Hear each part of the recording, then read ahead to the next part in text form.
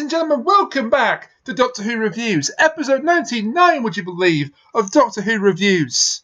This week, we are covering our very first Ninth Doctor story, or should I say stories, The Empty Child and the Doctor Dances. And to discuss them, I have my two usual co-hosts. Firstly, to my virtual right, she is most definitely not my mummy, it's Kat. What is this? I don't understand. Why did you start with me? You'll see why in a minute. And to my virtual left, as of time of recording, he still has a working Twitter account, unlike certain people like I mentioned. It's Freezing Inferno. Holy shit! Oh, that's some current event shit. So, if you're offended by that reference, if you're listening to this at home, come and get me. I do not care. If you're listening to that reference and you find yourself offended, leave. This is not a podcast for you. We're laying down the law here. I want to get a little sincere real quick, just like honest and, just off the cuff. No joking. Like, I know we've turned this into a meme here, but it's been a week, both politically and online, for various reasons I'm not going to get to. But I just want to say, because of all that, sincerely, no memeing, please support Krista McTeer and buy Back to the 11th Hour on Amazon. Sincerely. Yeah. It's not even Absolutely. This is not a bit. Second and third in here. Shit happened. Please support a wonderful author and my friend. I want to boost a Doctor Who critic that I admire and respect. So, because he doesn't admire or respect us.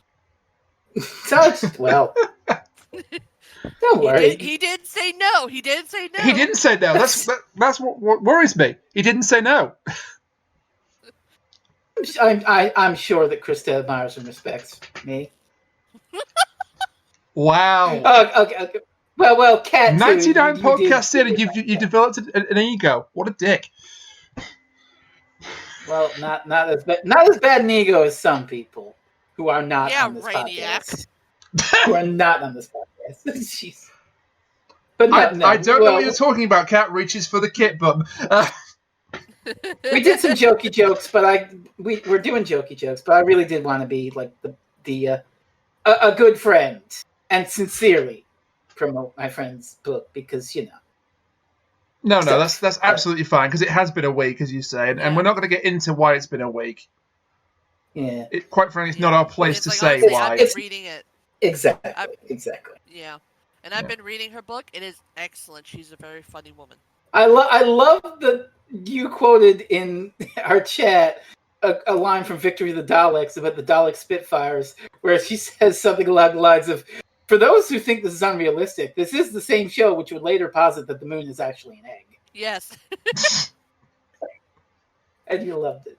It's a great book. It is. It's really fantastic. If you really love the 11th Doctor, or just Doctor Who in general, or if you just like reading, or if you just exist, please buy the book and read it. If you just exist, wow. Yeah. Give Wolf Girl money now. Yes. It's only like $5. Mm. Okay, so now available from all good Kindle bookshops. With that sincere bit of advertisement out of the way, let's talk about the Ninth Doctor.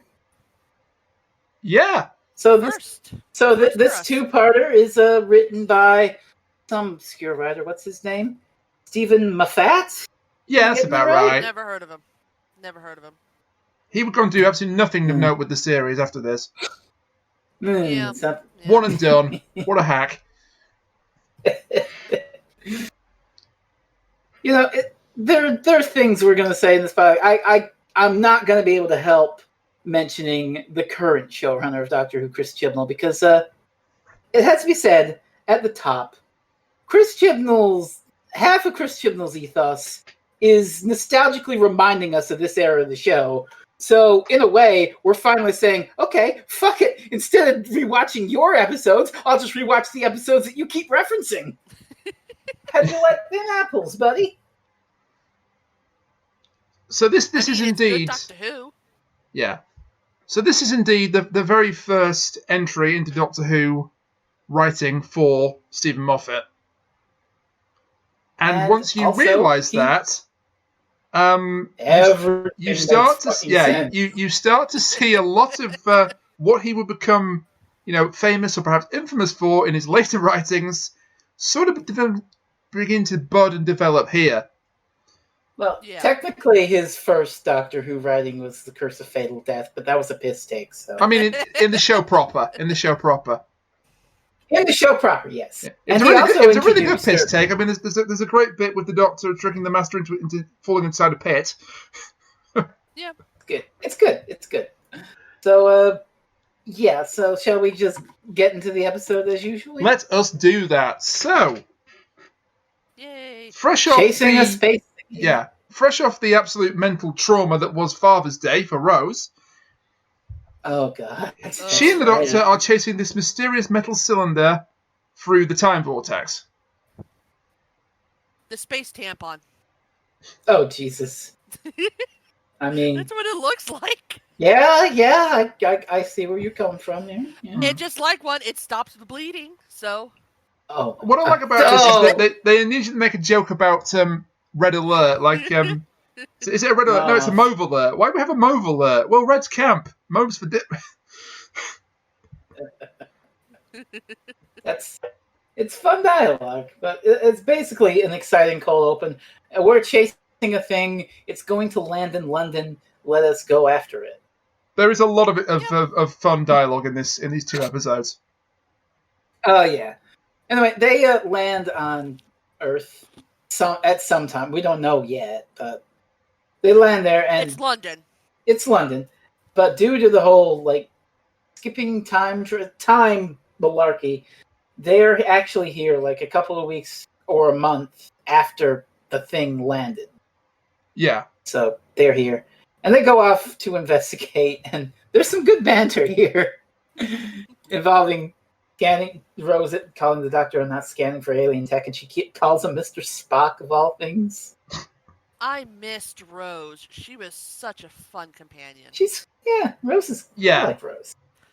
It's like her and Donna were not afraid to give the Doctor all the shit he deserves. Rose is interesting because Rose, when the show was first out, her episodes were first out. Rose was very popular, and then people seem to go off her in retrospect, and I don't know why because she's really good. Yeah. She has a fun dynamic with Eccleston and a really good dynamic with Tennant. Mm-hmm. But for whatever reason, people just went off of her. Maybe it's, the reverse of absence making the heart grow fonder. I think she's, for the first companion, she's great. I know why. I can't. It's because her eyebrows don't fucking match her hair color. Again, the eyebrows. Could be that. Yeah, it could be that. So I will never let that go. That still disturbs me.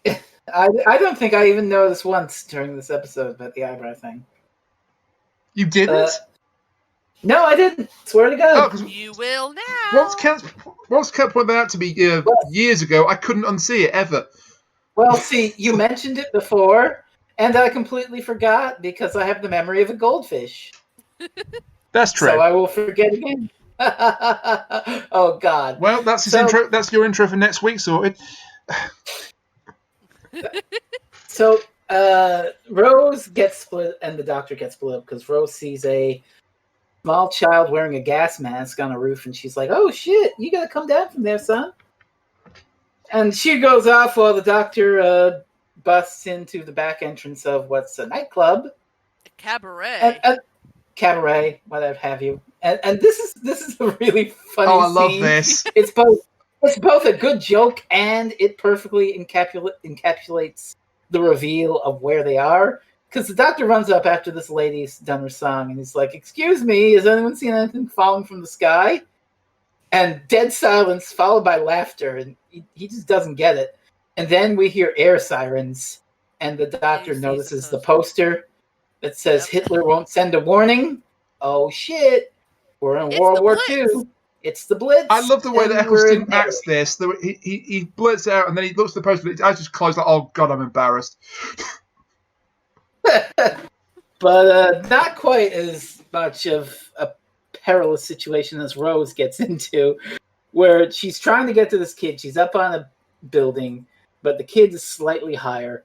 So she finds a convenient rope to climb up, except it's not a convenient rope for climbing a building. It's attached to a blimp that's loose, and it goes off, and she's floating, hanging hundreds of feet in the air for dear life, as a goddamn squadron of German fighters comes in to bomb the shit out of London. Yeah, and you've missed the important part. You missed the important part. What's that? She's wearing a Union flag t-shirt. Oh, yeah, she's wearing a Union Jack t-shirt. Union flag. Good. Union flag. Okay. Whatever. Which, way, come to think of it, Rainiac, you know, you would know this. You know those NaNoWriMo books I do. Yeah. You know, I just realized that I put one of my characters in a Union flag t-shirt. Yeah. Maybe I don't know if I was subconsciously thinking of this episode or not when I did that, but that's what I thought you were going for, but I never mentioned it because I thought you already knew. Well, see, that'd be funny. That's interesting. I referenced this episode without knowing it. Unlike a certain showrunner. This is one of the things that I have a problem with when it comes to Moffat's stories, where he puts something in for the spectacle, and it doesn't really make all that much sense story-wise, because now we have a scene where Rose is hanging on to this rope for dear life. She's going through the city as it floats by, and then we have German airplanes coming through and bombing the city. Well, Rose is just dangling there, and it honestly just feels like Moffat wanted a cool scene. It is a cool scene, to be fair. Yeah, it is a very cool scene, but also it's like, really?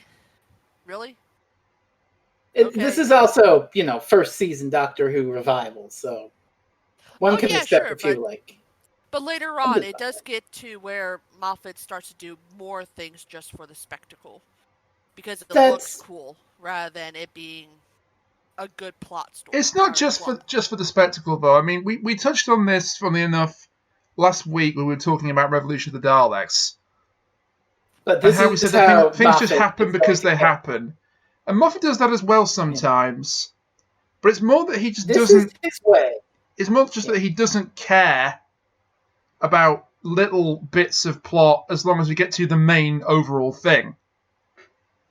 So that's perfectly fine, but it's still the fact that I don't know how much Rose weighs, but even if she was exceptionally fit, she's still hanging thousands of feet above the ground from a rope.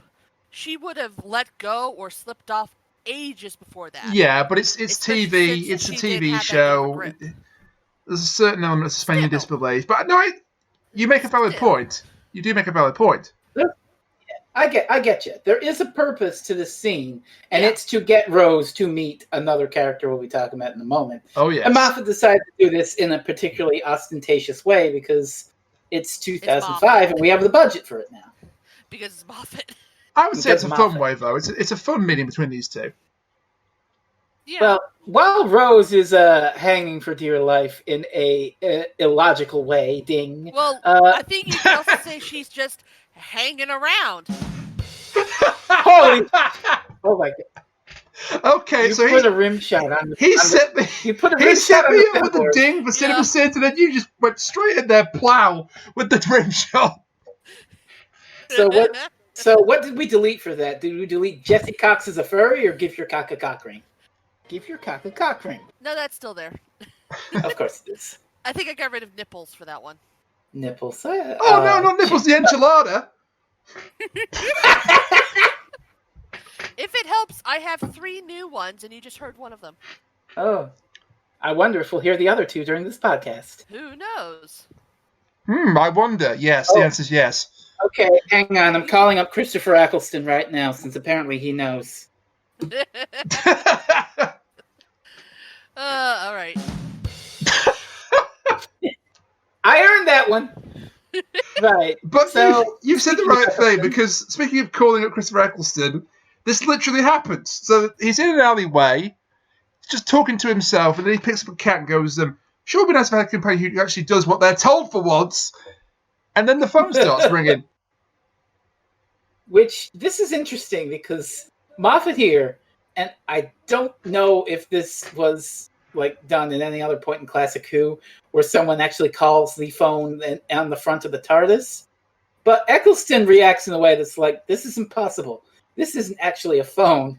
And yet, in later Moffat years, like Bells of St. John or Day of the Doctor, that phone actually works. It's an actual phone. Is there ever a scene where he turns it into an actual phone? Or not off the top of my head. Yeah, okay.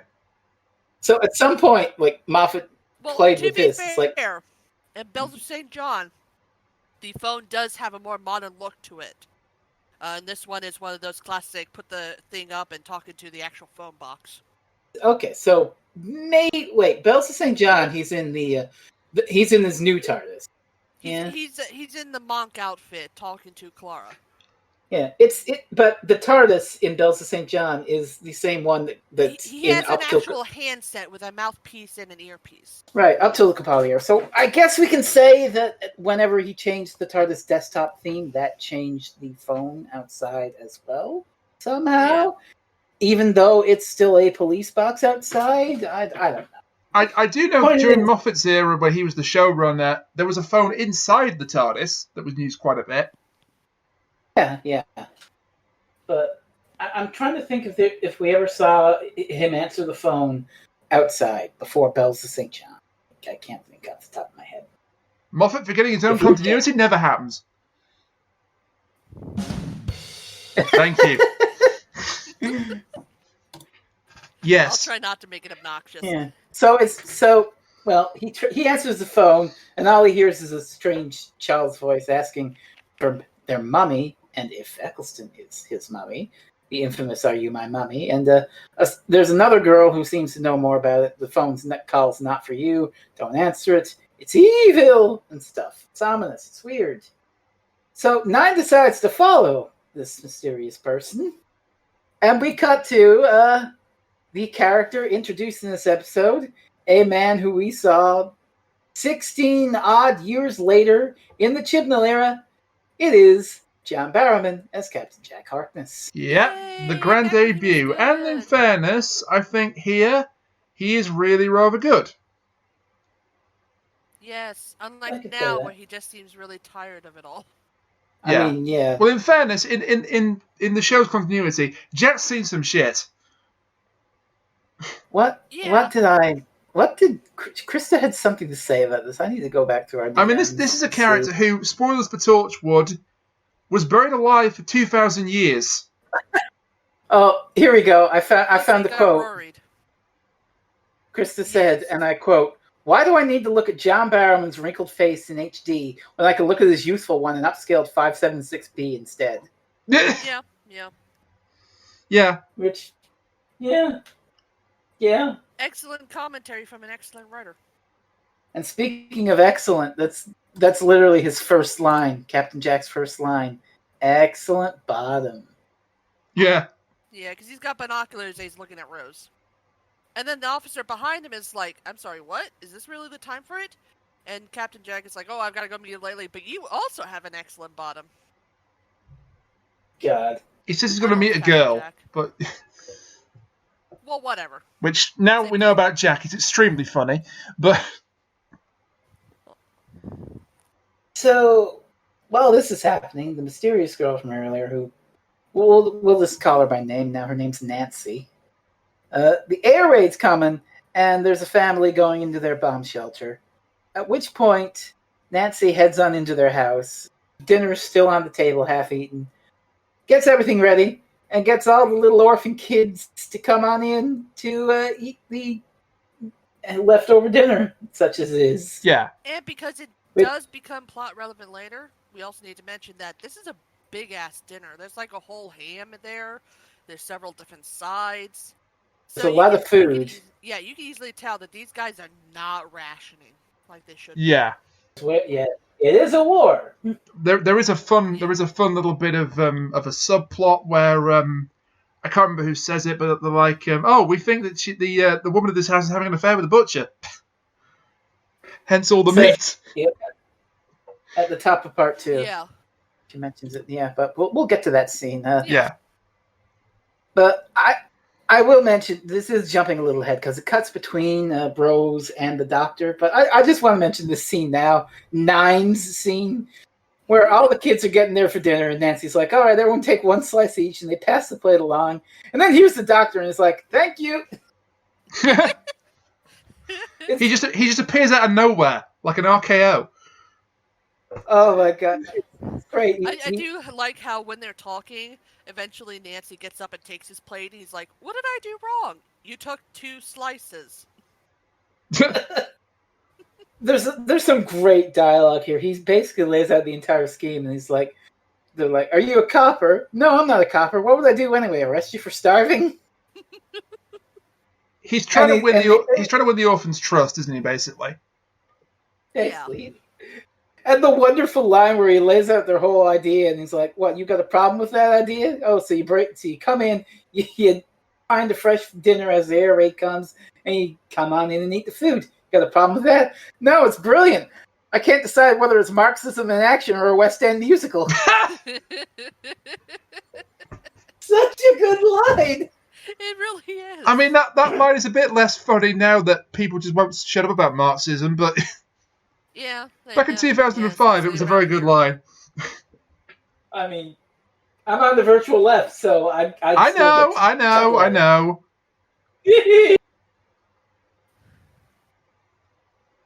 So, dinner is rudely interrupted by another small child trying to get in, and it's the gas mask kid. And the Doctor wants to let him in because, it would be rude to leave one kid out of all the rest, but he doesn't know that this kid is empty. Yeah, not exactly a child is the way that Nancy describes him. Yeah. And he also makes all the electronic shit in the house go haywire. So, like, the phone rings, mommy, the radio turns on, mommy. Even, like, a cymbal monkey just starts going ape shit, so... Not the cymbal monkey. Yeah, I know. That's the most evil part. I'm sorry, but you said the cymbal monkey goes ape shit. Yeah. Cat, I think there's an appropriate response for this. Thank you. I wasn't even trying that one, but I'll take it. They're the best, though. The puns you don't intend to make are the absolute best. Yeah. Agree. Especially when everyone else is groaning. The doctor eventually tries to let the gas mask kid in, but once he opens the door, kid just leaves. Yeah. Which I think this is a clue because by this point Nancy had cleared off. Nancy has bolted with the orphans out of a back door. Yeah. And she warns the Doctor that if you touch him, you become like him, empty. Yeah. Also, there's a scar on the back of this kid's hand because he reaches into them through the mail slot. Yeah. And we see this scar on the back of his hand. That's important for later on as well. The phone rings again. Same thing, are you my mummy? Are you my mummy? And Nancy just puts the phone down.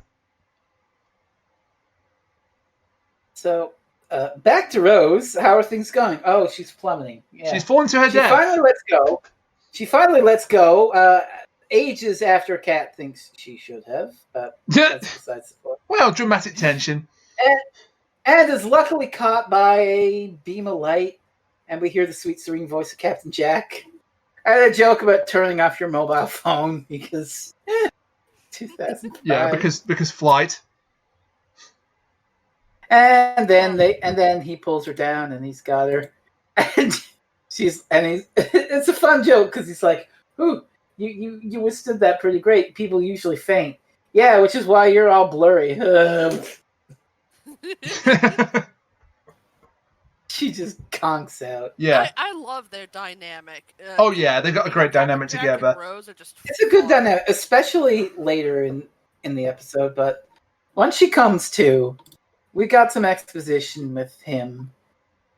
after the fact. And another important thing that I've got noted here, I don't know if you know that in the exposition, but the fact that Rose burned her hands holding onto that rope, know, naturally. And she's like, ow. And Jack is like, oh, you burned your hands? Just hold them here and keep still. And these bunch of little lights flicker around her hands. They're healing nanogenes that repair her skin and make her hands better. Absolutely do not remember this for later. This will not become important later on. We promise. Nope. Meanwhile, back to Nancy. She's leaving food out for somebody, and the doctor's followed her. He wants to get more questions out of her, figure out what the hell's going on. He's still looking for the thing that fell out of the sky. Yeah.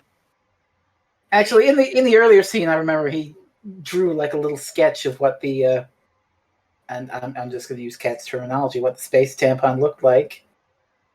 And everyone looked at it aghast because, oh shit. And yeah, it's like Nancy knew exactly what it was, and that's the whole reason why he followed her, was because he could tell. And since he wants information, Nancy tells him that he needs to talk to the doctor. Yeah. Ooh. But Doctor Wait a minute. And I quite like the doctor's reaction to this. It's like, come again, I'm the doctor. But he doesn't say anything like that, but it's just the way he acts to it is great. Back with Jack and Rose then, we've got some more interesting stuff here. So he introduced himself as an American volunteer with the RAF. I think that checks out. I think that would actually work. There were Canadians in the real RAF and Polish volunteer fighters, so I think that would probably work out. He thinks that Rose is a time agent, because he claims he can spot one a mile away. My phone's just gone off there. I apologise that I got caught on the recording, but yeah, he can spot a time agent a mile away. They have a drink on the balcony of the ship. Wait, actually, we should mention his ship is cloaked and parked in front of Big Ben. Yeah. The first rule of parking a cloaked ship: pick a memorable spot. Yeah, but he goes, should we just have a drink on the balcony? And he just presses the button. It just descends like opening a car door. It's great. We should probably also mention something. Is that we do later on learn that Captain Jack Harkness is, from the future. But something we should mention that wasn't mentioned in the actual series, I think it might have been Torchwood.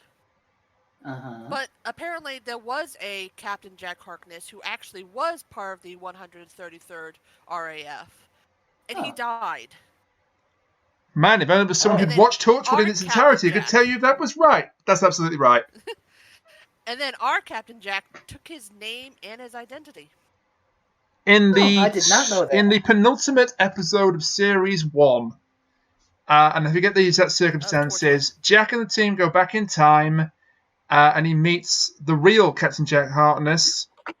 They dance together, they kiss, and then later on it's revealed that Jack Harkness has died and Jack took his identity from him. Right. It's also the first appearance of Billis. I don't know who that is. Billis is a character that serves the overall big bad of Series 1 and really deserves to show up in more things because he's kind of great. So then here's my question. What was his name before this? It's never revealed. Exactly. Ooh. See, this is what I missed from the old time, where there were questions that weren't answered. And something that I really wanted in the latest episode of the New Who, which name I forget, Revolution of the Daleks. Revolution of the Daleks. I kind of wish that they had made more reference to who Jack was going to be, like the Face of Bo time thing that they did. I'm surprised they didn't, because, Chibnall lives in 2007. You want more Chibnall 2007 shit? Honestly, it would have been better than what we got. Because I would have loved the little things for him to be like, yeah, I got this this new gig or something, and I'm going to return to being the Face of Bo. Just as a callback to when he was actually called that. It's like, I thought we were going to get some more of that, but no. Instead, we just get a lame-ass, look, it's Jack Harkness. Oh, he's gone now. I mean, the explanation for why he's called the face of Bo is a bit ham-fisted. Well, yes, but at the very least, it was something interesting. So, I just want to say, I really like the scene in general. Just Jack and Rose on top of an invisible spaceship parked by Big Ben. They're drinking champagne. Glenn Miller is blasting on this ship's radio. And they're basically Jack is basically trying to cut a covert deal to sell Rose, who he thinks is a time agent, a fully equipped Chula warship. But they only have 2 hours because a German bomb is fated to fall on it and blow it up forever. So it's basically, a last-minute sale. All sales are final. Act now or forever hold your peace. Blah, blah, blah. Yeah. Another important thing is Jack's got psychic paper. Oh, yeah, they flew. Oh, I love that joke. Yeah. So he says, here's my idea. He said, that's not an idea, that's psychic paper. Why do you know that? Because it says that you're single and work out. And then Rose takes it and hands it back, and Jack says, oh, this says that you have a boyfriend, but consider yourself available. Very available. It also says here, very. God. And again, the dialogue throughout this is fantastic, but yeah. Yeah. Speaking of dialogue, I just want to mention the end of the scene is where Rose mentions she wants to meet up with the doctor to discuss the terms of their deal. And they're like, how are we going to find him? I'm going to scan for alien tech. Finally, someone who knows what they're doing. A professional. Yeah, Rose just smiles. Mm-hmm. So, back to the doctor, who ends up just outside the site where the space tampons crashed. It's under guard, barbed wire, soldiers, usual thing. And Nancy's also there. I guess she's taking him to this place to show him. Yeah. And he can spot what's going on a mile away because he's like, who did you lose? You're taking care of all these kids, so you must have lost someone. And as she says, it was her little brother. And Nine gets this lovely little speech about how the German war machine's rolling through Europe, but one tiny, damp little island just says no. Yeah. I like that speech a lot. There's some good speeches in this episode. Do you know how Moffat is later criticised for being a bit too overt with the politicalness of his character speeches sometimes? This is a really nice balance. Good for Sam. I mean, I don't mind that shit usually, but... No, I mean, like, for some people, it's a bit too much. Right.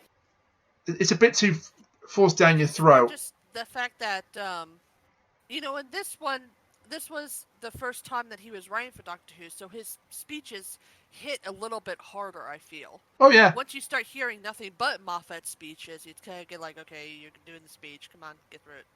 Yeah. Also, you know me. Some of my favourite bits of Doctor Who ever are Capaldi's speeches that were written by Steven Moffat. It's so the only good part of Kill the Moon is Clara's speech. So. Oh God, yes.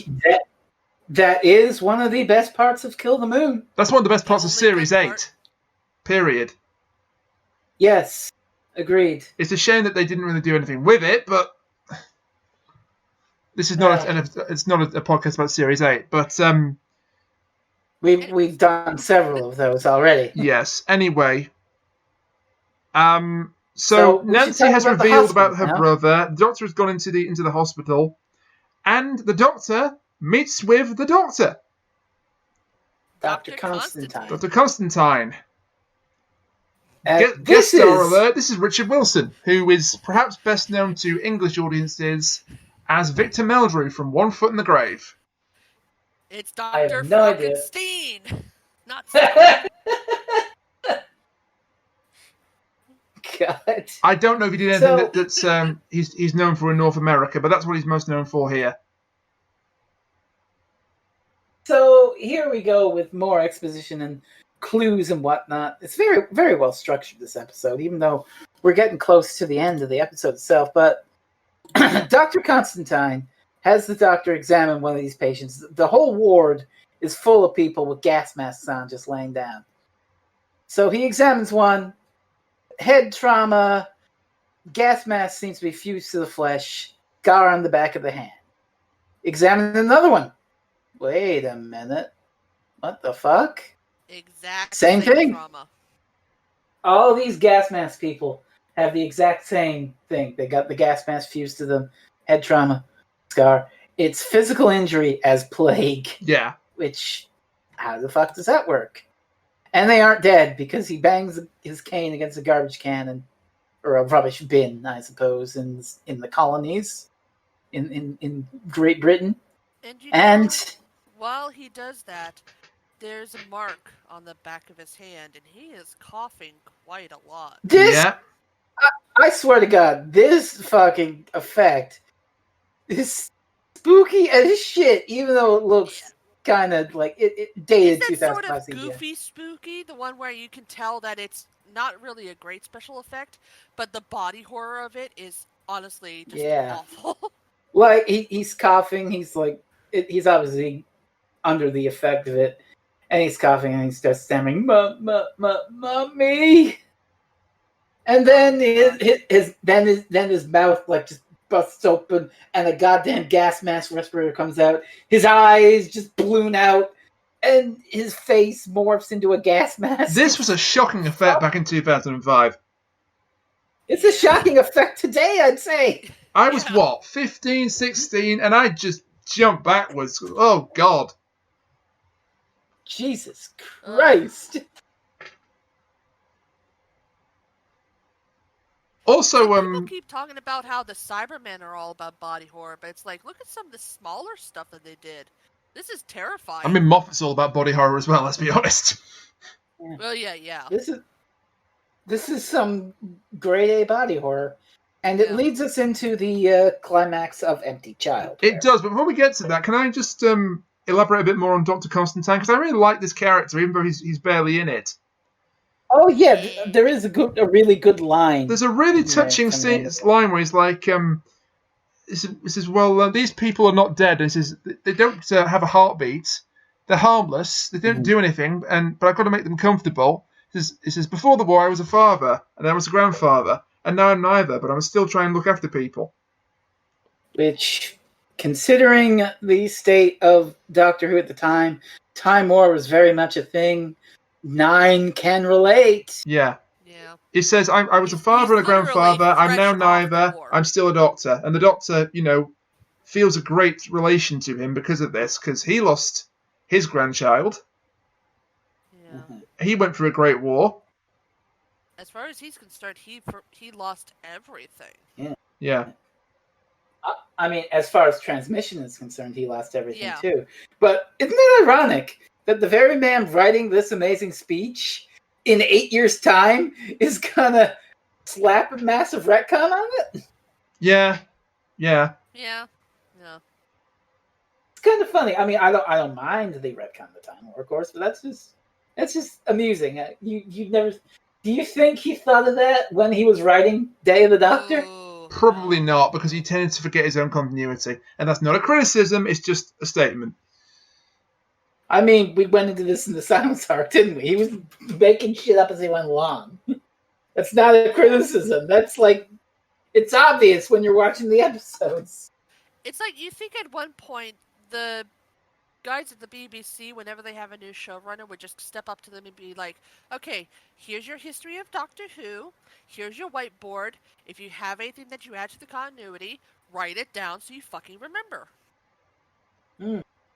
But they don't. No. But then we do get to the climax of this episode, and it's one that really is very well remembered by modern Who watchers and modern Who fans. So Jack and Rose show up inside the hospital. Jack is referring to the Doctor as Mr. Spock. Because Rose had to give him a false name so he didn't recognise the Doctor. And she said, my partner's called Spock, Mr. Spock. And Jack either has never seen Star Trek or just goes along with it. But we get a confrontation between the Doctor and Jack about the Tula warship. Jack says this has nothing to do with the plague. Dr. Constantine said that the bomb that wasn't a bomb dropped and killed one victim. And that's actually Nancy's brother. patient zero, as it were. Yeah. Yeah. So, and then we get the reveal where the Doctor still doesn't trust Jack, and Jack eventually reveals that the Chula warship was an ambulance, and this was all a big con. He was going to sell him the ship, then it would blow up. Oopsie doopsie, you don't know what you bought, but oh well, shit happens. And of course, he would keep the money because obviously he had no idea the German bomb would fall on it. No idea. Not at all. He'd get by with buying a drink and giving them bedroom eyes. Honestly, that would probably work. Anyway, it's Captain Jack. The Doctor has got to the bottom of what he thinks is going on. He says to them, human DNA is being rewritten by an idiot. Yep. But what purpose is it being rewritten for? Yeah. And can I say that if you were watching this when it first aired and you had no idea what was coming in the next episode, Captain Jack's attempts to say that the ship had nothing to do with the plague, it's really heart-wrenching because he sees everything, he sees all the patients, and he's like, oh God, what happened to them? Yeah. And he's honestly horrified by it. And he's trying so hard to say, this is not my fault. Please, tell me this is not my fault. Yeah. So it's like, he's a con man, but he still has that heart of gold. Yeah, what's the old trope? Jerk with a heart of gold. Yeah. Yep. So that leads into our cliffhanger. Nancy's back in the house looking for more food, the same house she was in, when the gas mask kid comes in and he shuts all the doors with, I don't know, psychic power, whatever the fuck he's got. And, he's advancing, Mommy, Mommy, are you my mommy? And this also somehow activates every goddamn gas mask person in the hospital ward who all close in on Jack, Rose, and the Doctor. Mommy, Mommy, oh, God. Mommy. I really like the effect of them looking through the gas mask. The monster vision, yeah. Yeah, it's really good. That's really cool. So that's how Empty Child ends. And can I say one thing? Can I say one thing that's interesting before we get to Dr. Dances? You certainly can. Is that season 1? It does a thing that only Classic Who from 63 to 79 did. It credits the lead actor as Doctor Who. Oh yeah. Like as soon as we hit 1980 and John Nathan Turner comes in and things start to get more fan. What's the word I'm looking for? Not pandering. Fan servicey in the most literal, nicest term possible. They go in and they coincidentally change the name of the credited character from Doctor Who, which was kind of just the colloquialism from back in the day, to the Doctor, which is funny because I saw a tweet. I gotta read out this tweet because it fits. Let me see. Here it is. The 3 stages of life. 1, calling the lead character Doctor Who. 2, insisting the lead character is called the Doctor, and it is the program that is called Doctor Who. 3, calling the lead character Doctor Who. You son of a bitch. I was going to bring up that tweet and you beat me to it. You were trying... So now you're mirroring me. Fuck. Well, I think what he would actually like to say is... I hate you all right now. Yeah! Wow! Where did that come from? That came from our mirror supercut. Beautiful. I only said it because I must have said that in like at least 10 of these podcasts. I hate you all right now. I know. But so that's 2 of 3 new clips. Yes. But that was one of the ones where we still had Kachiri. May he rest in peace. I know he's not dead. May he rest in peace anyways. Jesus. God, don't worry, Kachiri. We're keeping the trope alive! Oh, God. So, with that, let's launch into the Doctor Dances. How is the Doctor going to get out of this one? By telling them to go to their room. Oh, yes. This is great. I love that. I'm very, very cross with you right now. And this works. And not only Jamie, the patient zero gas mask kid, but all the ones in the ward just sort of sadly sulk off. And the doctor and Rose is like, I can't believe that worked. I'm glad it did. Those would have been horrible last words. Yeah. And again, they do it through the monster vision, and it really works. Yeah. Yes. So we're still sort of caught in the hospital, and we got to investigate stuff. So they're going up to the child's room, the place where they were studying Patient Zero, and we see Jack's squareness gun. Yeah. Which showed up 16 years later in Revolution of the Daleks. This doesn't count as we did it again, because this was directly taken from this episode, so you can't really say that. Yeah. Well, there's something else about Jack that will count as we did it again. So.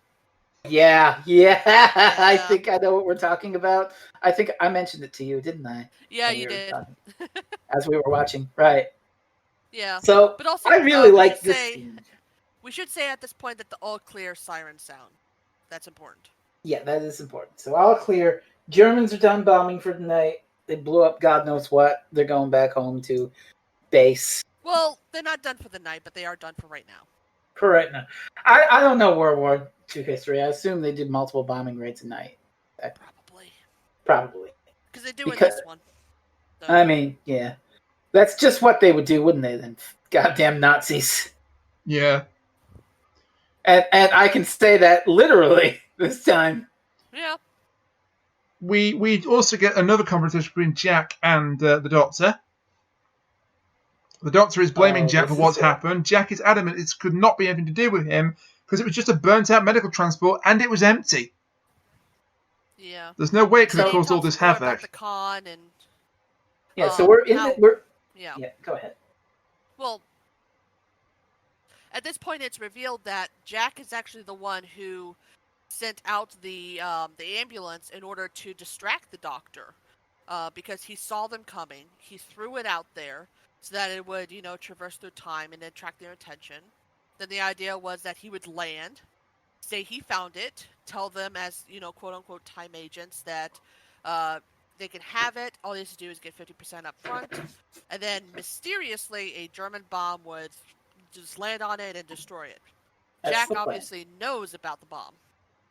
Obviously. Yeah. And the idea is just to time it in such a way that he gets the money and then the thing gets destroyed. And it's not the first time he's done this. It's a very good one. He gets a line, he says that, the German books are particularly good for this. I also recommend Pompeii. Yep. You just have to synchronize your watches around Volcano Day, I believe he calls it. That's wild because that's referenced in Series 4, yeah. Well, we didn't know that yet, but yeah. But that's wild because the Doctor gets to mirror that and throw it back at him. And it's like, yeah, you forgot to set your alarm, Jack. It's Volcano Day. Yep.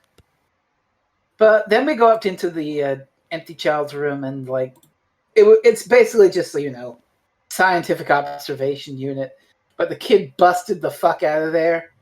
And there's drawings of Mummy on the wall and all that stuff. And while we're expositing about all that shit, we get the scene with Nancy in the house where she tries to leave. She sees a kid with a gas mask. She's like, oh shit! That's actually the kid who lives in this house. And she tries to leave, but, the kid's like, Dad, someone broke in. And they drag her back in. You little kid, you trying to steal my grub. Yeah. And here's where Nancy's like, okay, you have a lot of food here, and, the whole street believes that it's Miss Lloyd messing around with the butcher, but I know it's really you.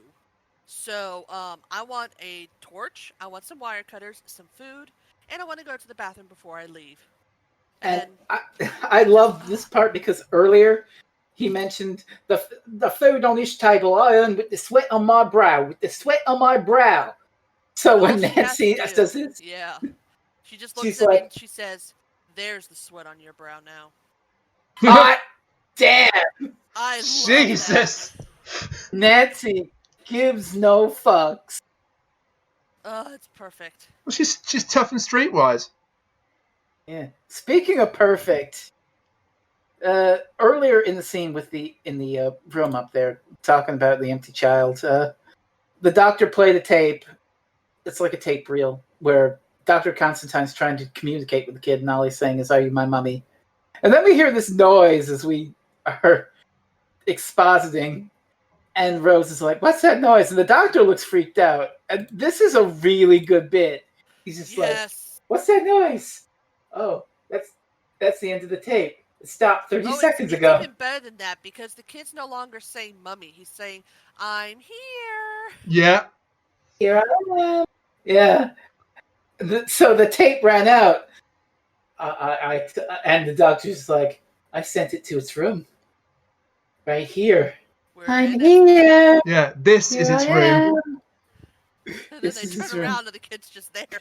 And then Captain Jack tries to whip out his squareness gun and pulls out a fucking banana. Yeah. And the doctor just pulls out the squareness gun. Here you go. Because before the doctor said that he went to the location where they made the guns once, and mysteriously it's now a banana farm. Which I got to mention, this is actually a continuity reference. The gun was made in the weapons factory of Villengard. Yes. And we actually go to Villengard in Twice Upon a Time. That's where Rusty the Dalek is. Yeah. Oh. Yeah. Before Jack, blows it up. The doctor blew it up, actually. The ninth doctor. I thought he said... Oh, no, Jack knows that it blew up. I thought he blew it. Oh, no, it blew up. Yeah, the doctor blew it up. You're right. So that's a nice bit of mirroring. Moffat makes up a little location in his first story, and he goes to it in his last story. Aww. Yeah. Now, really, that was not his last story, and he kept going because he'd be better than Chibnall. Yeah.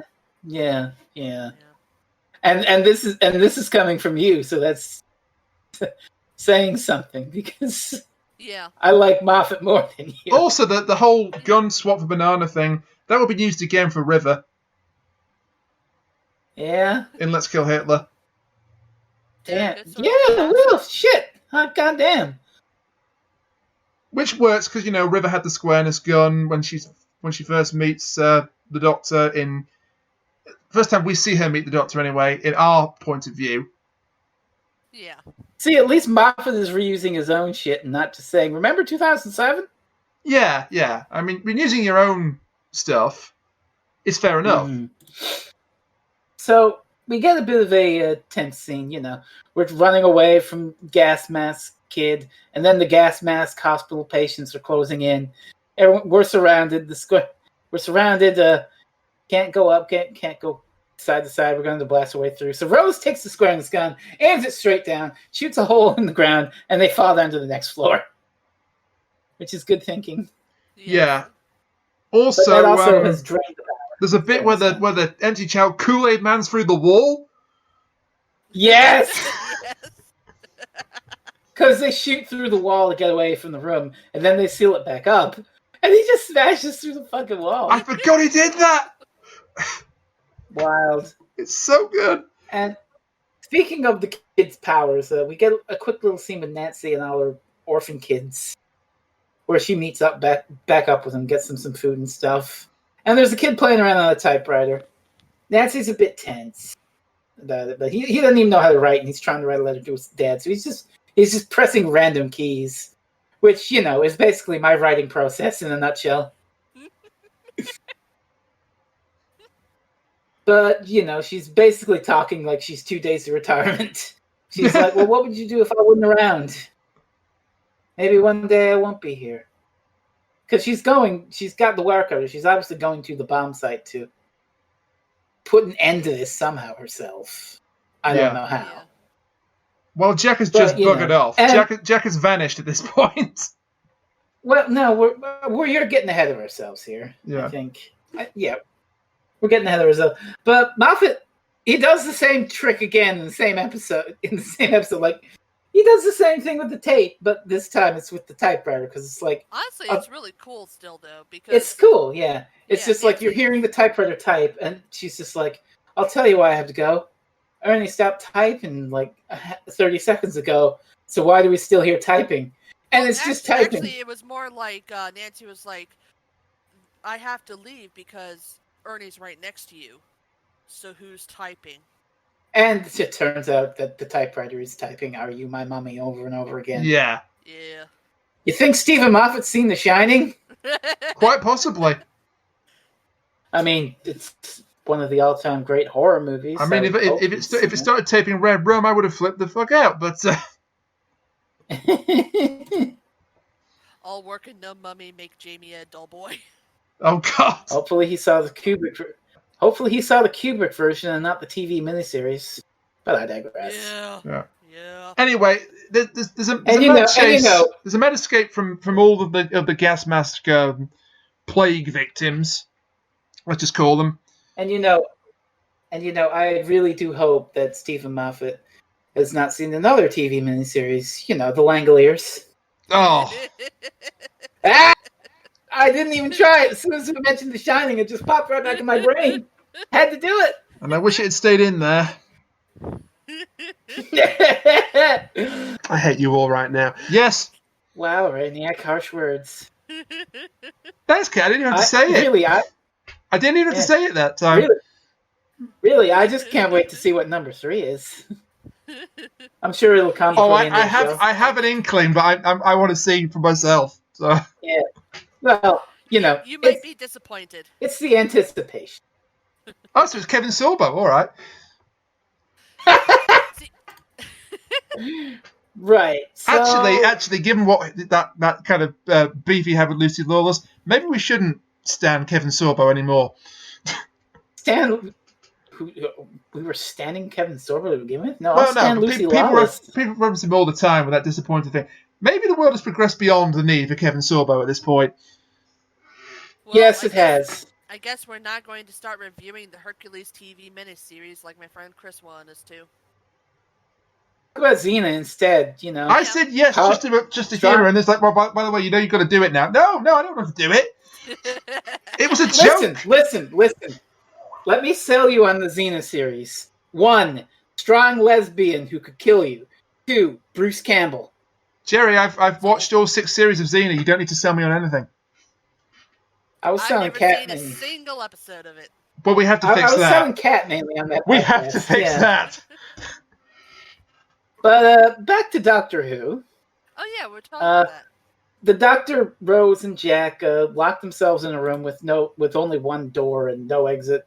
Bars on the windows, 7-story drop, and Jack promptly teleports the fuck out. He just vanishes, yeah. That's what I was referring to earlier, but I jumped the gun a little bit. There's also a neat little bit where it's Rose that has the bright idea to get them out of the jam. She just grabs the gun and shoots the floor and disintegrates it, and they fall straight down. I mentioned that. Did you? I mentioned that. No, I'm sorry. Yeah. I pay attention, I swear. We keep getting on Frez for not watching them once they're put up. You don't even listen while we're doing them. I watch them while they're put up. Yeah, sure. Really? Yeah. So the Doctor is fucking with the bars because he doesn't trust Captain Jack to come back. But Jack hacks into a radio in the room, and it turns out that his ship has something called an Omcom, which can hack into anything with a speaker grill, which, funnily enough, mirrors what the child can do. He's been hacking into phones. Yep. And in fact, the child continues to do it, where he starts taunting them by saying, "I'm going to find you." Spooky. Yeah. And so this brings us to the odd metaphor of the episode's title, "The Doctor Dances," which seems odd at first glance, but Rose mentions that Jack is like the Doctor, except with dating and dancing. And the Doctor has this line where he's like, "What, you think in 900 years I've never danced?" Which, now, I don't know if you know, but I'm pretty sure, I don't know where I've seen this before, I'm pretty sure. Wasn't this a euphemism? Yeah, this is a metaphor for fucking. This is definitely a euphemism, yeah. So, technically speaking, this is like the naughtiest title of Doctor Who until Let's Kill Hitler. The Doctor. Yeah. I'm still got that cut out, but I think you can get what he was getting at there. The Doctor. Give your yes, thank you. Give your cock a cock ring. God. She played that, and that corrected you saying the F word, so that works out perfectly. Well done. The doctor gave your cock a cock ring? We have taken the enema? Wow. No. That's a private joke that you won't understand. I should mention that what prompts this dancing conversation is Jack gives them some entertainment and hacks the radio to play Glenn Miller, just like it did for him and Rose. Yep. Moonlight Serenade. It's our song. Oh. That's got personal resonance for me, Moonlight Serenade, but I'll get to that at the end of the episode. Oh, okay. I'm curious about that. Well, and my family. Somewhere along my family, but yeah. Okay. Somewhere along the line, we get the mention that Jack's stolen ship is a Chula ship as well. But not a Chula ambulance. It's actually like a Chula warship, I think. Yeah. It's armed. Funny how it has a lot of the same abilities as the child. And here's where I think we get a thing, because Rose and the Doctor are just dancing and talking, and then it cuts and it's like, oh, we've been teleported onto Jack's ship. How about that shit? Yeah, so he didn't abandon the map at all. And this is where we get something that I didn't know was in this episode. I didn't know this was part of Captain Jack's backstory, and I went, wait, what? I forgot about this because they don't really reference it again. Which, okay. I gotta slow my brain down here before I get angry, and before not really angry, just ranty. And I'm gonna find the dialogue I talked about. I'm trying to remember if they talk about this at all during the episodes of Series 2 of Torch when another Time Agent shows up, Captain John Hart. Okay, I don't know if they did, but here's the dialogue I want to highlight. It's between Rose and Jack. So we start with Rose. So you used to be a time agent, but now you're trying to con them? If it makes me sound any better, it's not for the money. For what? Woke up one day when I was still working for them. Found they'd stolen 2 years of my memories. I'd like them back. They stole your memories? 2 years of my life. No idea what I did. Your friend over there doesn't trust me, and for all I know, he's right not to. God damn it, Chibnall. Even the division's not original. We fucking have Captain Jack, who used to be an agent and had his memory wiped of part of the experience. He is in 2 episodes of the Whittaker era in which the major plot line is that the Doctor is revealed to have lost memories of working for an agency, and not once does this fucking come up in any resonant goddamn character arc way. Nope. What in the what is even the point of referencing 2005 if you're going to leave something like this that actually has personal resonance in the goddamn dust? And instead remind me that, I don't know, that your dunes exist. I can explain it. Chibnall bad? Chibnall bad. Chibnall bad. Fuck's sake. Also, fuck continuity. Yeah, that makes sense too. I do like this though, because even though he's only in the main series for 5 episodes, Russell T Davies, who I believe is his original creator, and Steven Moffat both go out of their way to really give him a good character with a good arc. Mm-hmm. An arc that people can get behind, that you can actually root for him. Yes, he's a criminal, but he's a criminal for, I want to say, the right reasons. Which, when you think about it, is a little bit like Nancy as well. Technically, she's a criminal, but for the right reason. She's trying to feed orphan children. He's an anti-hero. He's an anti-hero, yes. Yeah. Which he wouldn't always be. He would just go straight into being a hero at times. As far as anti-heroes go, I think, personally, I prefer River. That's fair. Are you just saying that because of John Barrowman, or...? No, I just love River. I would say they're 2 different kinds of anti-heroes. Whereas, although River does have the flirty side to her, she doesn't seem to really do that as much on screen. It's only referenced to. Meanwhile, Jack is full-on flirty with everybody. Oh, God, yes. Which the Doctor helpfully explains, because he's the 51st century guy, she as he says to Rose. And Rose is like, what? In the 51st century? Yeah, humanity going out into space, all sorts of species, lots of time for dancing. Rose even specifically says, so you're saying that the human race went out into the universe and just danced with everything? Basically, apparently. Yeah. Jack is, I believe, I don't know if this is said in the show or just somewhere, omnisexual. He'll fuck anything. He's pan, yeah. I think it's pansexual. He's pan, and I'll tell you why I know he's pan, because years ago, I said, oh, look, the Bill was revealed. It's like, oh, what a breath of fresh air. It's the first, canonically, people say, oh, she's the first bi companion. Well, yeah, but Captain Jack is this. People go, he's pan. Jack is pan. I just like 20 best to saying Jack is pan. I mean, Clara, though. Clara's bi. The first canonically gay companion. That was it. Yeah, I was going to say Bill was definitely not bi. And then I said, oh, no, but we've forgotten the Captain Jack is this. No, but Jack is pan, though. And I genuinely couldn't remember that he was pan. I feel work. Yes, that's right. Yeah. No, he definitely is pan, because he has... I don't know where I got omnisexual from, but pan definitely feels. He has either lusted after or had flat-out relations with lust after Rose. Spoilers, but it's kind of hinted that he has a thing for the Doctor. Not reciprocated at all, but he has a thing for the Doctor. The real Captain Jack Harkness. The aforementioned Captain John Hart. And countless others. Martha. Don't forget what's his face from End of Time. The Alonso guy. Probably every single person at Torchwood. No, Graham? Definitely not. But Yanto, Graham, yes, yeah. but not Gwen. Graham for sure. Yeah. Don't forget Graham. Yeah. Again, not reciprocated. Silver Fox.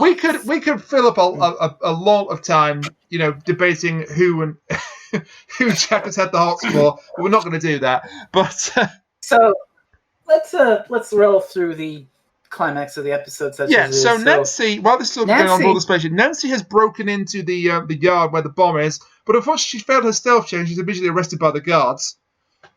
Oh, this scene. Oh, that's fucked up. Yeah, they take her into this tent with this guy who's clearly ill, and they just sort of handcuff her. And she knows what's up. She can see a scar on this guy's hand. She's like, oh, fuck, he's turning into this gas mask. Yeah, the other guy handcuffs her to the table. I mean, she broke in. It's like... Yeah, that makes sense. At first, they're just like, oh, you're not where you're supposed to be. Then they find the wire cutters, and it's like, probably not just accidentally here for a stroll, then. We're going to have to ask you a few questions, miss. And she's just panicking. She's like, no, don't leave me alone with him. Not with him. Anyone but him. Like, lock me up anywhere else, just not with him. But they do anyway. That's the thing, right? She's not saying that don't lock me up. She's saying I'll talk to anyone else, just not the guy that's clearly about to be very, very ill. Clearly not the guy that's about to turn into a gas mask fucker. Yeah, which he promptly does. Nancy is a great side character. It's like she is, see her in something else. Tries to help him focus on who he is, but it doesn't work, and he's just like, mommy, Yeah. So that's bad. But meanwhile, and I also want to say her actress is fantastic because she's really good. The point where he starts turning into the gas mask face, obviously they cut away to her, but she has this look on her face like, I knew this was going to happen. I can't watch this again. Oh, the sheer look of terror on her face is brilliant. She has We don't show it like they do with Constantine because, that shit probably costs like $100,000 to do. They start to show it. They start to show it, and they cut away to Nancy. Yeah. But speaking of not quite showing it, we get Jack, Rose, and the Doctor outside the bomb site. And we see the same, army captain fella that Jack was talking to at the start of Empty Child. And Rose is like, I'll distract the guard. And Jack is like, you're not his type. Yeah. I'll distract the guard. So speaking of people that Jack has had the hots for, then... Unfortunately, this doesn't go well because Algie has caught the gas mask bug, and he's just like, are you my mummy? He's clearly out of it. Guess what, everybody? That shit's airborne. Yep. Oh no. Oh! I picked the episode where there's a goddamn contagion going around. I'm afraid you did, yes. You picked the episodes that have masks a and fucking shit. pandemic. Oh, no. But here's the thing, I don't hold it against you because it's fiction. These parallels are bound to happen. Yeah. Although, oddly enough, a disease where people have to put on masks would be very useful right about now. Oh, no. I wasn't going to go there.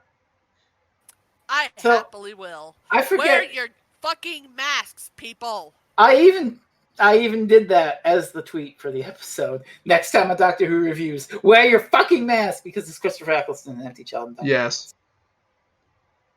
Right. And I didn't know you were going to do that, and I put it in my timeline, and I laughed my head off.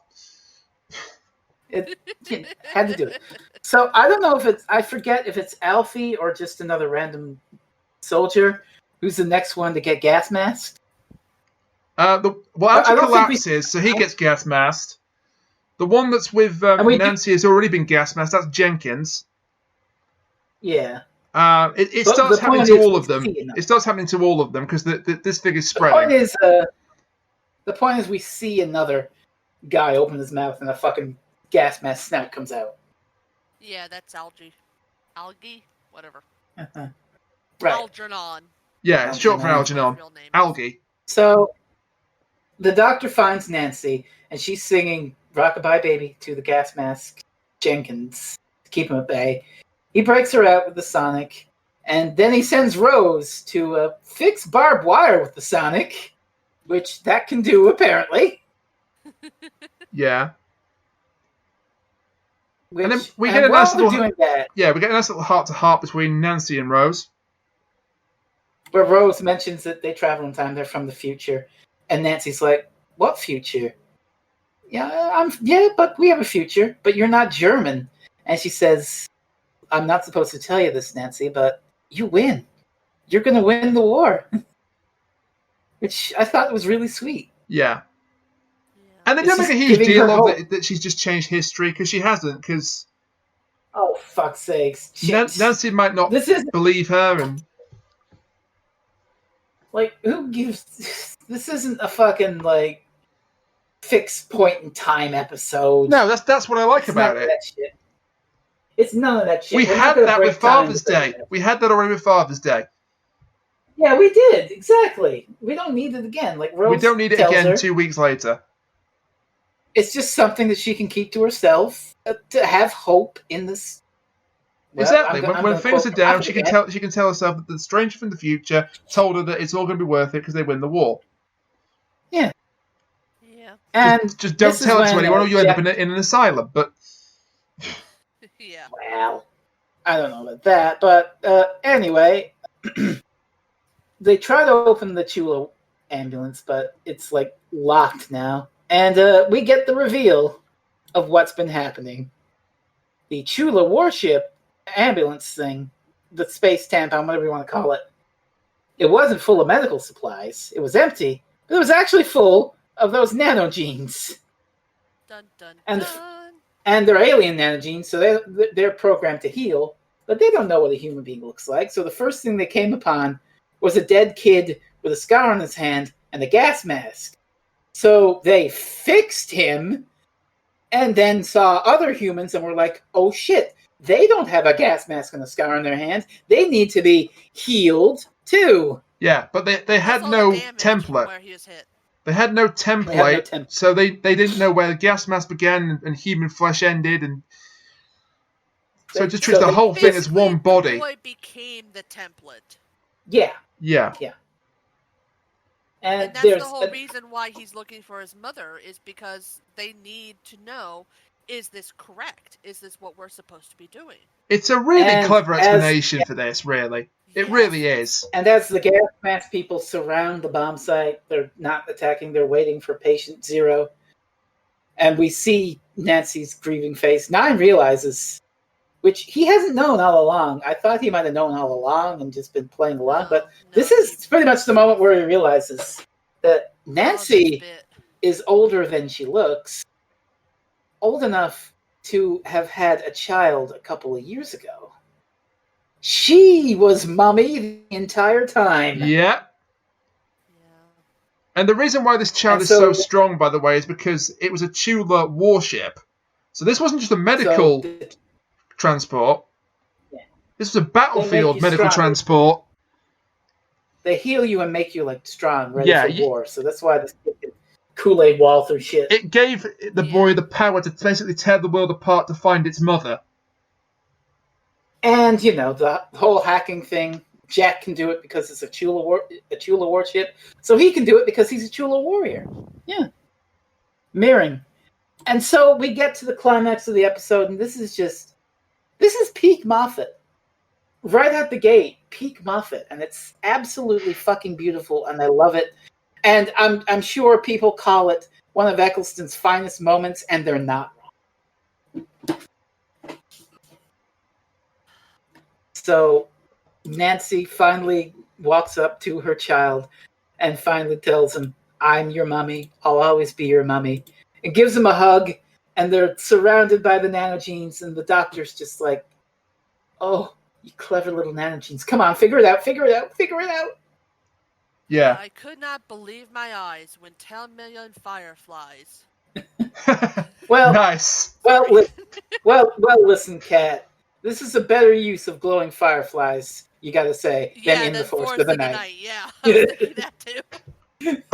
My mind was going straight to the Fly-Fi Funhouse for some reason, but no, that's even better, yeah. Much better use than the Force of the Night. But, yeah. Yowie, wowie! The nanomachines, the nanogenes, they read the link between parent and child, and they realize, oh shit, we fucked up. This is what a human being's supposed to look like. And they fix Nancy's child. The doctor can run up. I'm a little confused by that, because everybody else getting restored, I can understand, because they later on got infected, and maybe the nanogenes recorded what they were supposed to look like before they changed them, just in case. Right. But for this one, I can't figure out why having just the mother managed to change Jamie back to how he was supposed to look. Because the parent DNA was strong enough to... Yeah, but here's the thing. Children are not just their mothers. They're mothers and fathers. The official explanation is that the boy, Jamie and Nancy together, gave the nanogenes enough information to know what the human template was supposed to look like, roughly. It's a little bit of a cop-out, but you know what? It's such a beautiful scene. I don't mind. Like, it's a classic Steven Moffat. It's a classic Moffat, like, sort of thing, you know? This is his MO. Like, you look at stuff like the companion departures of his time, like, well, not so much Amy and Rory, I guess, but definitely Clara and Bill get the sort of happy ending that everyone gets here, and no one is happier than 9 here. There is a wonderful bit where he just before he takes the mask off Jamie, he says, "Come on, give me a day, just this once, please." This moved me, like, and I'm honestly kind of moved right now. Holy shit! It's very emotional. It's very well done. He grabs the nanomachines in his hands, little glowing lights. He tosses them towards the crowd, and he proudly and happily proclaims, the happiest that the 9th Doctor has probably been in this incarnation. Everybody lives, Rose. Just this once. Everybody lives. Yeah, I also love his line before he does. He says, "You want moves? You want moves, Rose? I'll show you some moves." There's just so much charm about the 9th Doctor. Honestly, I think that this is one of those episodes where you absolutely have to rewatch it after you watch this stuff like Day of the Doctor and everything, because once you know the absolute shit that this poor guy has gone through, this scene just hits so much harder. Yeah. Doing it because, you know, you're thinking of the whole Time War thing in the back of your mind. Even on transmission you are, but it hits so much harder now. And now I'm imagining Day of the Doctor as it was originally intended, with Christopher Eccleston in the place of John Hurt, and I'm sad again. Oh, but yeah. But I mean, also John Hurt. We should mention, actually, timely, so a couple of days ago, Big Finish did reveal the cover for the first Ninth Doctor adventure. I think it's called The Ravagers. Was going to bring that up at the end, but yeah, they did. The first 3 stories, it's under the blanket title of The Ravagers. It's a really good cover. I'm so happy that Eccleston... I mean, it's a weird parallel of mirroring. Like, this moment is a bit of healing for the Ninth Doctor. But coming back to Big Finish is kind of a moment of healing for Christopher Eccleston. Yeah. Because he was going through some shit on set. And he quit after 1 series, and he was basically like donezo with Doctor Who. It gave him, bad vibes, bad memories, bad moments on set. He didn't want anything to do with it. And he just flat out refused to reprise the role. That's why he wasn't in Day of the Doctor, like you said. Didn't do any audios. But this for him deciding to come back to the role, seeing how much the Ninth Doctor meant to everybody. It's a really powerful moment of healing, I feel. Yeah. I'm really glad that he felt comfortable enough to come back to this role for the people who grew up with it. And I mean, man, I'm really like getting fucking emotional here myself, because the Ninth Doctor's the reason I'm on this show. That's where I started. Yep, same. Just randomly catching some episodes. The first full one I saw was actually Father's Day, the one right before this. Oh, jeez. I started with Rose, so... Yeah. Meanwhile, actually, my lame ass is over here, started with David Tennant. Like everybody else in the whole fucking fandom. There's nothing lame with that. There's nothing lame about that. But, yeah, this is one of the best Christopher Eccleston moments of his brief tenure. Maybe, hopefully, we'll get a moment in the Big Finish sets that rivals it. We'll see. I'm not sure if we will. I think it's unfair to compare the Ravagers to any of the original stories. Yeah, but I mean rivals. I'm not looking for to surpass it. Because different mediums and hang on a minute. Yeah, 16 years has passed since then. I'm just nostalgic, I just want something that makes me feel that way. Just give me something. Just give me one like this. That's all I'm asking. But it's a beautiful moment, and God, I just really like the Ninth Doctor. He might be underrated. I think he only has such a short tenure, but he helped kickstart this whole New Who. He got me into it. Underrated, so. I'm not so sure. Underappreciated, definitely. Okay, that'll work. But back to the episode after that bit of... Yeah, so Jack has vanished again. After Frez has exploded his heart with emotion. No, I'm fine with that. But Jack has vanished again, and Rose thinks, he's abandoned us. He really was just a con artist. But the bomb's about to fall. He can't... The doctor says, what about the bomb, Doctor? Taken care of. What do you mean? Psychology. And Jack emerges, and he's trapped the bomb in stasis. Yeah. So it's not going to fall. And everyone does live. Everyone's healed. It's wild. It's because the Doctor's just walking the Constantines like they're... The Doctor says, we don't change the plan. You don't need the bomb anymore. Can you get rid of it safely?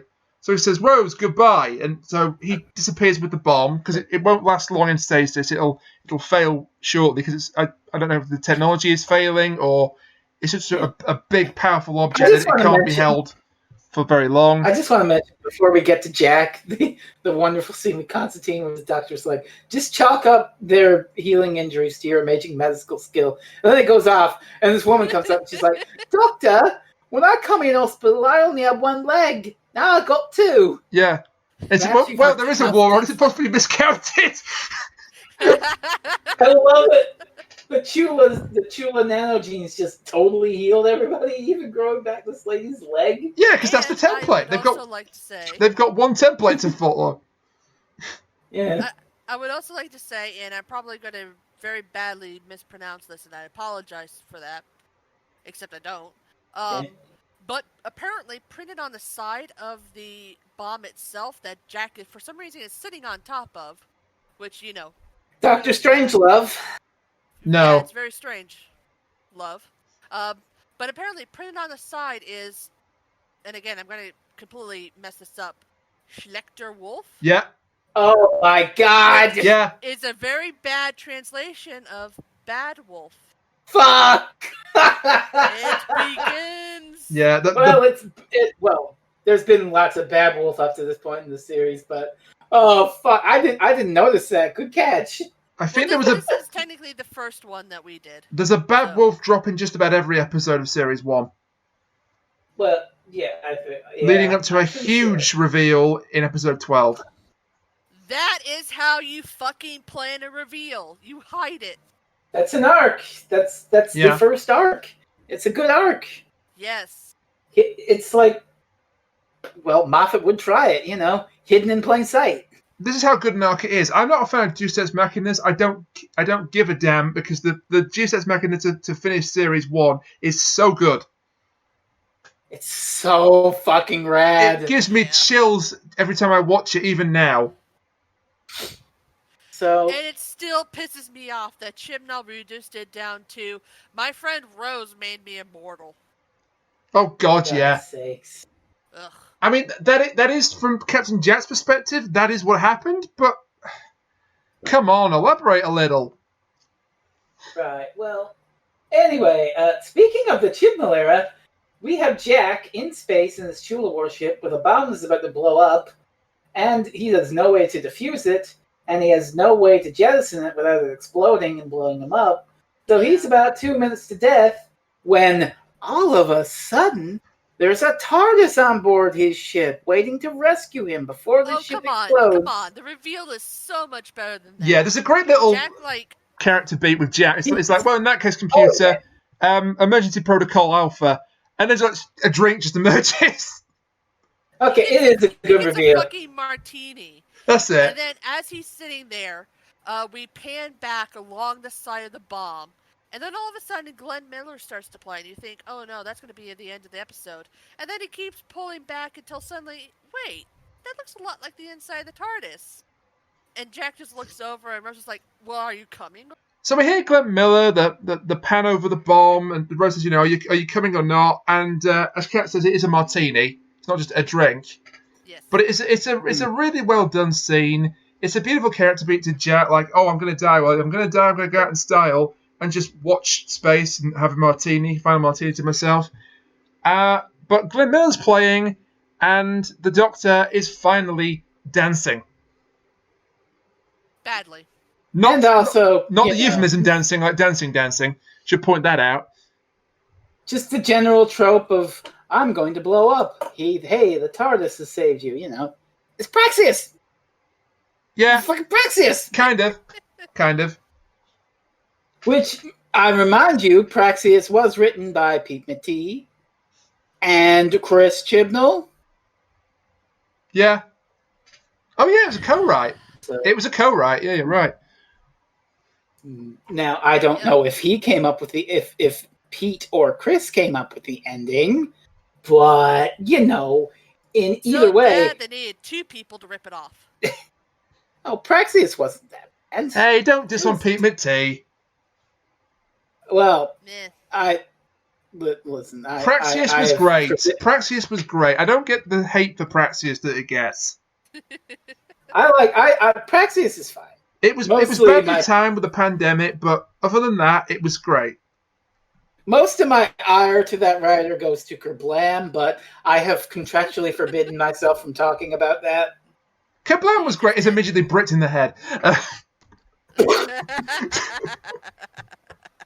In detail.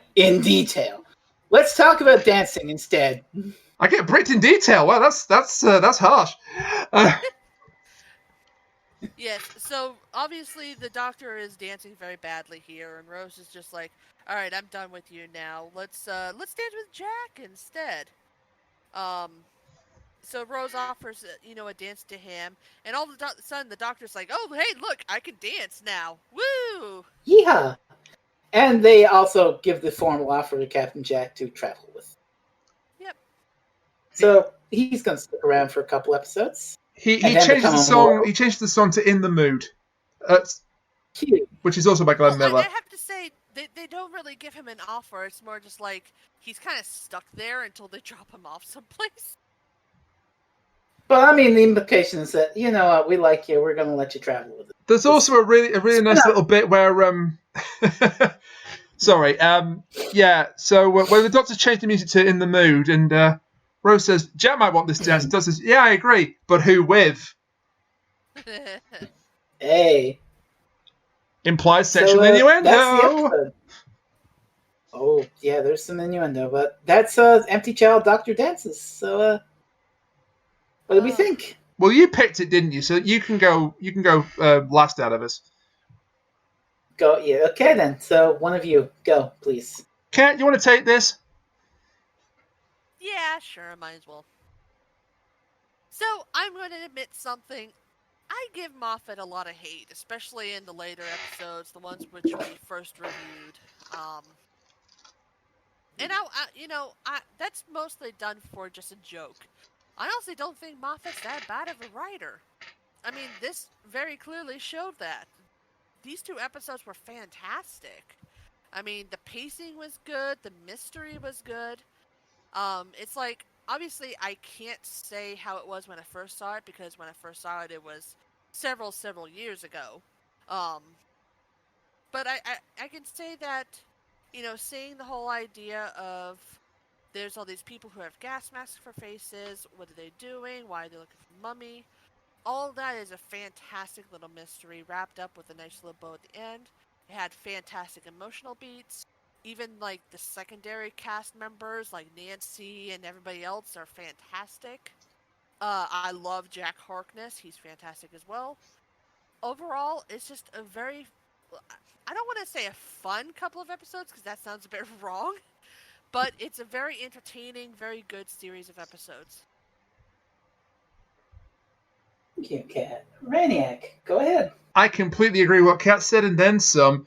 So, this is a terrific debut for Jack Harkness. Moffat just gets how to write him perfectly here. And he gets a really nice arc. So he's introduced and think, okay, roguish time agent, probably a criminal. Is he going to turn out to be the episode's or the story's bad guy?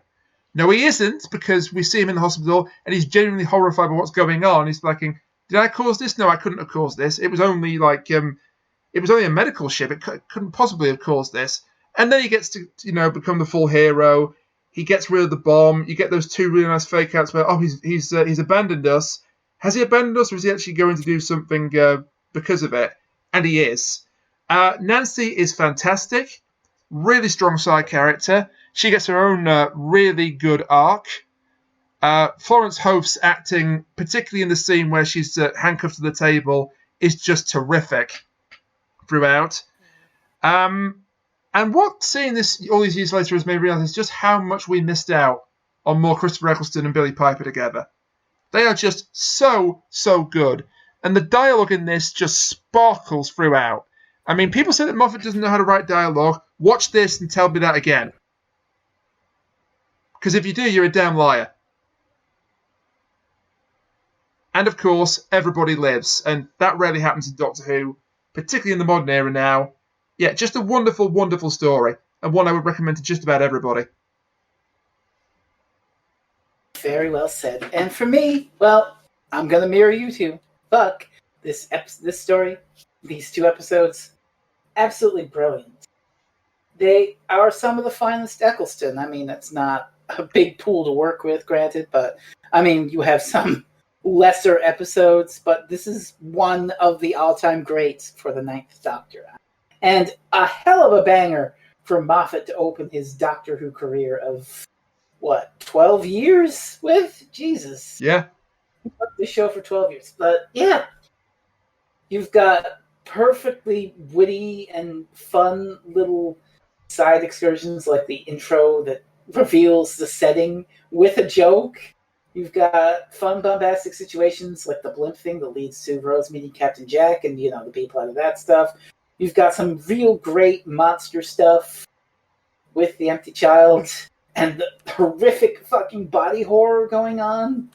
And a real interesting mystery with coherent clues and rules, which really sets up a lot for Moffat, where he's playing with that narrative stuff. He leaves everything out there for you to figure it out yourself if you are savvy enough. But in the end, it's revealed. It's a satisfying reveal, and everybody lives. Rose breaks my goddamn heart. It's just one of the most emotional things, and talking about it on this podcast really did hit me like a ton of bricks emotionally, just like it did when I was watching the episodes. But man, what a fucking good scene. Christopher Eccleston. He's not my favorite Doctor, but in a very real sense, he was my Doctor. So I gotta give him a salute. So yeah. I'm glad that we celebrate him for the first time on this podcast. We'll probably treat him like we do the Colin Bakers, where there are less episodes, so we're a little sparing with him. We pop him out at opportune moments. But yeah, definitely a really great first set of episodes to showcase the Ninth Doctor. And if you've somehow never seen these, definitely give them a shot. I mean, we got Captain Jack, who I didn't talk about, but I mean, Chibnall apparently wanted to remind me he existed, so I went back to see the better version of him. I would say that I'm going to make a statement here, and if you disagree with it, that's fine. This or Dalek is the best Christopher Eccleston story. Thinking, I would put Father's Day up there as well. Father's Day is really strong, yeah. Yeah. That's definitely a solid top 4. With, I don't know, maybe Rose is in the 5th slot. I was trying to think of an actually bad Eccleston. I mean, there's weaker episodes starring him. But I can't think of one that's out. Maybe World War III, yeah. Slitheen, I think, is the nadir of the Eccleston era. Yeah, though Boomtown's rather good. Boomtown's funny. Maybe Unquiet Dead, I'm not sure. What about Bad Wolf and Parting of the Ways? They're fine. Has one of the greatest reveals of all time at the end of Bad Wolf. So, before we get into next time, should we do our promotion first? Because the next time is a little special. Yeah, we got to build up to this. Before we do that, though, I forgot to mention why Moonlight Serenade has resonance to me. So, my grandparents on my dad's side were both around for the Second World War, obviously, because the time frame. Yeah. And then years and years and years later, my dad came along, and he was working in the Winter Gardens one night, which is a place in Blackpool, very famous place in Blackpool, and it's got a dance floor. And he arranged for their wedding anniversary, as they got up to start dancing, Moonlight Serenade started playing. Oh, that's so sweet. Because it was their favourite song during the war. Oh, that might actually make me cry worse than the episode did. I'm sorry. Yeah, I'm sorry, but I didn't want to leave that hanging, so that's why. That's a really sweet story. Thank you for sharing, Rainier. It's okay. But yeah, so let's get the plugging out of the way before we get to the big reveal. So, yeah. First things first, I think we've got to mention that I don't think we've ever talked about this, but there's this rather neat book on sale from all the Kindle bookstores. It's called Back to the Unveiled by Krista McTee. You should really buy it if you can. Hey! Look, she's joined us. She's had a week. She deserves this. That's what I said at the top of the episode. Now well, I'm saying it again. Top and tail. It's stronger that way. We can be found on Twitter at ReviewsDoctor. I can be found on Twitter at RainiacTheManiac. Jerry can be found on Twitter at Freezing Inferno. And Kate can be found on Twitter at Concave Usurper. And if you'd like to get in contact with us, suggest an episode, bring something up, anything to our attention, please feel free to email us at goexterminateyourself@gmail.com. Yes, this is not a bit. This is a real email account that we have. Yeah, we say that every week, but email us. It is real. Yeah, Mike's email is getting very lonely in there. Yes. Please drop us. I deleted it quite some time ago. Oh, damn. Poor Mike. Poor Mike. It's nothing to do with him. It's just that there was no reason to keep it around. Also, not officially linked to us, but it should be mentioned because, the wider world of Doctor Who fandom. The lockdown watch-alongs are returning. Have returned, in fact. Partners in Crime was this past weekend. This weekend, also, it's Robot of Sherwood. That's a pretty fun episode. Yeah, Emily wanted to do ones that are like feel good, and that's been mentioned. I think I recommended that one. I also recommended the Unicorn and the Wasp because that's a really underrated episode, and that's just fun. I love that one. Maybe, but also the writer, you know. I know, but I just want a mate. Well, you're not mate with me, Sunshine. Harvey Wallbanger. How is Harvey Wallbanger one word? There's some funny jokes there. Yeah. But anyway, serious business now. Yes. All the plugins out the way. So, this will not escape your attention, but next time is our 100th podcast. I cannot believe we've reached this milestone. My God. And all it took was a whole shitload of classic Doctor Who. And, sadly enough, a pandemic. We should clarify that obviously Rainiac did do some solo episodes where he did review some Doctor Who episodes. And that does bring the count up to 121, I believe it was. Yeah. This is specifically starting from the Day of the Doctor and disregarding some of the small things we did, like ideas on who the next Doctor would be. I'm starting from Deep Breath, or including that, but my count is 99 and counting with this episode, so it's the 100th podcast. Yep. The Series 7 stuff wasn't Doctor Who reviews, it was Rainiac reviews, so that doesn't count. Yeah. We're talking about the format that we are most familiar with, where it's me, it's us three, and sometimes Kachiri in the earlier days. Yep. Yeah. Some combination of us four. So because it's a In big fact, milestone, I've gone ahead and I've made some playlists for that as well, which Rainiac you can put into the description. I will definitely do that, and thank you for doing that, because I was going to get around to that, but you've saved me a job. Because I've got some other jobs to get through before the 100 rolls along. Oh boy, you. Whatever are we doing? Yeah. Well, I mean, I am really excited for this because at long last I can exclusively reveal that the subject of the 100th episode is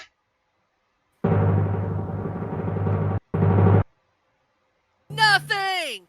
Absolutely nothing. Yeah, we're not telling you. Stupid. You're so stupid. that's my favorite movie. I'll forgive you because that's my favorite movie of all time. But yeah, basically, we're not telling you. No, we are not going to reveal it until we do it. Yep. Oh, don't put it in the title when we do it. Oh, although given we should mention how we're doing it. I mean, yeah, this is not going to be your standard podcast. We're doing this live, baby. Yeah. So, yeah, we're going to do it on a Twitch thing live. You can come in. You're going to hear all our little edits and fuck-ups and whatnot. Now, we don't know when exactly this is going to be. We will finalise that, and we will make that known well before the time of broadcast. I have to do a couple of testing things on Twitch because I've not streamed on Twitch in forever. If it comes to it, Kat can help. She certainly can, yes. Yeah, so when we do it, I just want to say, let's not reveal it in the title of the thing. I really want to surprise people with this. No, I'm just going to put that the title of the stream is just a Doctor Who Reviews 100 episode. Doctor Who Reviews number 100. Yeah. It's So it'll be going out live on Twitch, and then I will put it up on the YouTube channel a few days after that. Mm-hmm. Now, because it's a live episode, we've said this before, but it will be a bit rougher around the edges because I won't be able to edit stuff out. Yeah, you're going to hear a lot of this. Yeah, potentially. Okay, I'm back, guys. 3, 2, 1. Yeah, that shit. No, there'll be no 3, 2, 1 because it's live. We'll hold off on that. Well, the 3, 2, 1's for you to edit later. Or wait, are you just going to put that won't be happening during the live stuff, will it? Because we can't edit. Yeah, but I mean, you want it for the edit. True. I might do it. I might do it without even thinking about it. But Frez, this is a little thing called we can have a moment of silence and then continue on. Yeah, we can. Also, thank you for just revealing all my insider secrets about how I edit the podcast. Thanks for that. Like they're secrets. It's editing tricks 101. We've been in this game, but yeah. So we'll give you more information. We might even throw up a little. I think this is a good idea. Sometime between the live episode and this one going up, we should put up a quick video just saying more of the details. Just because, maybe not everybody has gone through 90 minutes of Eccleston podcast to get to this subject matter. I'm going to do that. And if you haven't, then please feel free to leave this podcast. I mean, but the point is, because this takes a lot more preparation and a lot more setting up, it's probably not going to be for a couple of weeks. Oh, well. But I think it's absolutely worth taking a little bit of extra time just to get this absolutely spot on. Yep. Oh, I am psyched for this shit. And now I've said that, we'll end up streaming on this Saturday. I would like to go ahead and put out that we are considering chat patient in this. Obviously, it won't make that much sense for the actual video that we put up later on YouTube that's fully edited and everything. But we are still considering that. And I'm also considering making us some bingo cards for Doctor Who Reviews Bingo. Oh, we've had the same idea then. But yes. Yeah. One of us will make bingo cards. And don't worry, kids. The free space is mirrors. Oh, definitely. Yeah, pretty much. I've joked about that for weeks, but no, it really is mirrors. Yep. And I can also say, if some of you are kind of wondering and you kind of want to know ahead of time, keep your ears open and keep your eyes open. There might be some clues floating around as to what we're going to be doing. Ah. Very the Masked Singer of you. Yeah. My first is in P, but not in canoe. What am I? So, I think that'll do it. That will definitely do it. So this has been a real load of fun. It really has. It's just been wonderful to relive these two fantastic episodes with you. It's likewise. So. And I cannot wait for episode 100. Neither can I. And I can't believe we've reached episode 100. The smile is going to have to be surgically removed from my face for the next week. Love that Joker. Beautiful. So we'll see you next time for Check's Notes, episode 100.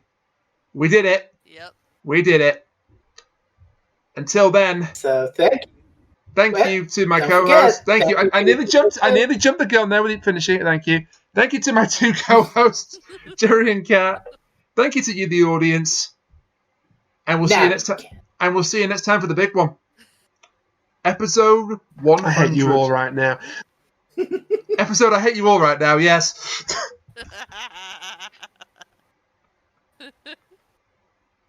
But what was the third new voice sample? The drum roll. It was the drum roll. The drum roll. Oh, it was the drum roll? Drum roll? We had drum roll, I hate you all, and Pish. The rim shot. Oh, the drum roll. Okay, the drum roll was you. I thought it was Rainiac. Okay, fine. No, that was me. So there was, and then. I hate you all right now. And don't forget, keep your cock and cock ring. Until then, bye for now. Doctor Who Mirror Alert. Whoop, whoop, whoop, whoop, whoop, whoop, whoop, whoop. Damn it, I thought you deleted that one, but... No, keep that one, please.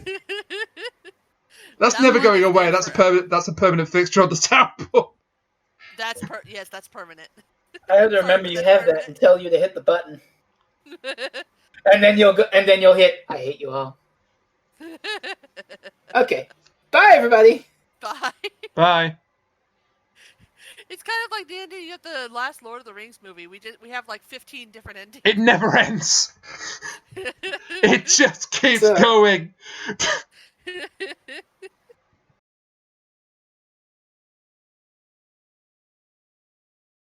And how's that second impeachment coming? And Don't even get me started on all that bullshit.